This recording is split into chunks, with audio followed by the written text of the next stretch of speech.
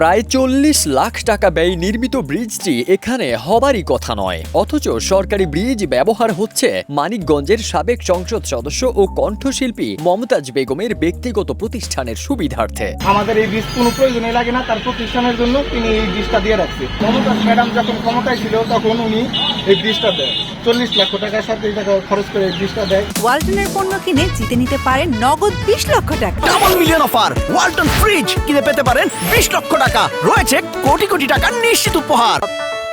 সরেজমিনে গিয়ে দেখা যায় মানিকগঞ্জ বাস স্ট্যান্ডের পাশে মান্ডরা এলাকার ঢাকা আরিচা মহাসড়কের পাশে মমতাজ চক্ষু হাসপাতালের সামনে সেতুটি নির্মাণ করেছে বিএডিসির ক্ষুদ্র সেচ বিভাগ। কৃষকের সমস্যা সমাধানে ২০২০-২১ অর্থ বছরে সরকার প্রায় অর্ধ কোটি টাকা ব্যয় করলেও ক্ষমতার দাপটে সাবেক এমপির প্রতিষ্ঠানে ব্যবহার হচ্ছে সেতুটি। শুধু তার এই একটি স্বার্থের জন্য গজারিয়া চকের ৪,০০০ বিঘা জমিতে জলাবদ্ধতা সৃষ্টি হয়েছে বলে অভিযোগ স্থানীয়দের। এই চকের পানিটা এই জায়গাতে নামবো না, এটা ৪টা চকের পানি নামে, গজেরা চক, বাটপুরের চক, কালেনির চক আর লই আপনি মুলজানের চক, এই ৩টা চকের পানি নামে। তারা এই ব্রিজ দেওয়ার কারণে পানিও যায় না, চকে এখনো পানি রয়েছে। অভিযোগ আছে ব্রিজটি নির্মাণের সময় যারাই বাধা দেবার চেষ্টা করেছে তাদেরকে মামলা দিয়ে দমানো হয়েছে, অথচ সরকারি প্রকল্পের এই ব্রিজটি মমতাজের বদলে জনস্বার্থে ব্যবহৃত হবার কথা ছিল বলে জানান স্থানীয়রা। আমরা এখানে ২০০ জন ফ্যামিলি থাকি, আমাদের এখানে কোনো যাতায়াতের জন্য কোনো রাস্তা নাই, এখানে কোনো ব্রিজ দেওয়া হয় নাই। উনি ওনার ব্যক্তি স্বার্থের জন্য এখানে একটা ব্রিজ দিতে। যেগুলা মানুষের উপকারে সেই জিনিসগুলা উনি ব্যক্তিগতভাবে নিজের কাজে লাগাইছে, এটা আমার কাছে ঠিক হয়।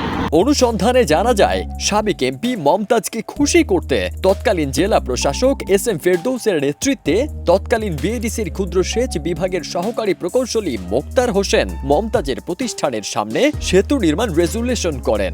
পরে ২০২০ সালের ১৪ ডিসেম্বর বদলি হয়ে অন্যত্র চলে যান। তবে এ বিষয়ে মমতাজ চক্ষু হাসপাতালের দায়িত্বপ্রাপ্ত কর্মচারী মোহাম্মদ আওলাদ হোসেন প্রতিষ্ঠানের মালিকের উপর দায় চাপিয়ে নিজে হালকা হওয়ার চেষ্টা করলেন।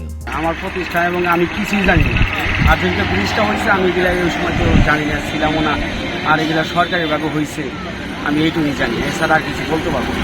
অনিয়ম ও দুর্নীতি করে মমতাজ গড়েছেন শত শত কোটি টাকার সম্পদ, করেছেন বিভিন্ন ব্যবসায়িক প্রতিষ্ঠান। এ বিষয়ে মানিকগঞ্জ বিএডিসি ক্ষুদ্র সেচ বিভাগের প্রকৌশলীর সঙ্গে যোগাযোগের চেষ্টা করা হলে তিনি ফোন রিসিভ করেননি। এ বিষয়ে প্রশাসনের দায়িত্বহীনতা নিয়েও রয়েছে বিস্তর অভিযোগ। ফারদিন সানি, দেশ রূপান্তর।